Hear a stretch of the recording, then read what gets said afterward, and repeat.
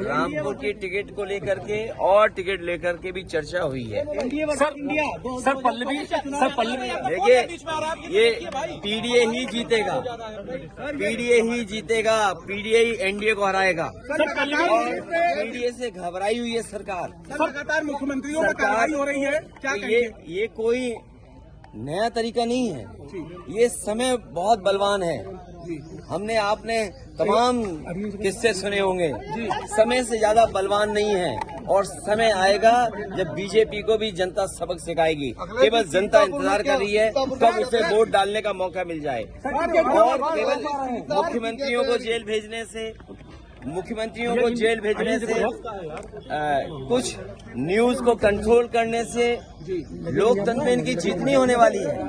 ये लोकतंत्र को कमजोर कर रहे हैं। लोकतंत्र में जो आवाज उठाना चाहते हैं उनकी आवाज दबाना चाहती है सरकार। और सच्चाई तो ये है कि इनके पास जवाब नहीं है। मान लीजिए उत्तर प्रदेश में सबसे ज्यादा पेपर लीक हुए हैं, कोई एक पेपर लीक नहीं हुआ है। जितनी भी परीक्षाएं हुई हैं सबके पेपर लीक हुए हैं। और पेपर लीक होने से जिन बच्चे नौजवानों का भविष्य अंधकार में गया है, मैंने कई बार बोला हूं, मैं फिर बोलता हूं, 60 लाख बच्चे जिनका भविष्य इस भारतीय जनता पार्टी ने उत्तर प्रदेश में छीना है। 60 लाख और उनके माँ बाप को मिला लें तो 60 लाख गुणा 3 कितना हुआ? 1 करोड़ 80 लाख। 1 करोड़ 80 लाख का अगर हम भाग दे दें, 1 करोड़ 80 लाख को हम भाग दे दें 80 से लोकसभाओं से, तो हर लोकसभा में 2,25,000 वोट कम हुआ है। और जिस दल का 2,25,000 वोट कम हो जाए एक लोकसभा में, तो सोचो कितनी घबराई हुई होगी। क्या इलेक्ट्रॉन बॉन्ड ने भारतीय जनता पार्टी का बैंड नहीं बजा दिया?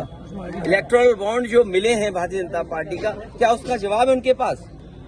और अगर आप दिल्ली वाली बात कर रहे हैं तो जो आरोप लग रहा है, क्या इलेक्ट्रल बॉन्ड उसने भारतीय जनता पार्टी के लोगों को नहीं दिया?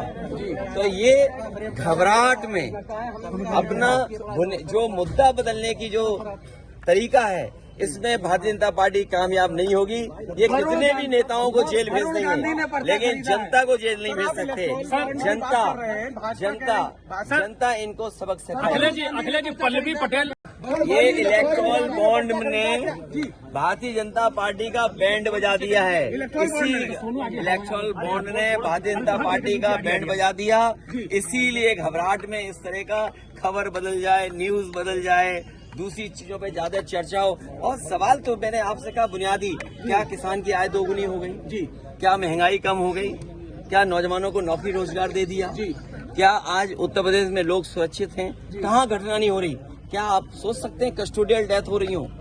जो लोग विश्व गुरु बनाने का संकल्प लेते हो, विकसित भारत को बनाने का संकल्प लेते हो, वहाँ कस्टोडियल डेथ में वो प्रदेश नंबर 1 हो। बदायूं कांड पे क्या कहना? ये जितने भी कांड हो रहे हैं, लॉ एंड ऑर्डर, आप खुद सोचिए। 3 घंटे में इनकाउंटर कर दिए। आप खुद सोचिए कि जो सरकार ये कहती है कि 0 टॉलरेंस है लॉ एंड ऑर्डर के मामले में, इसका मतलब ये सरकार इंतजार करती है घटना होने का।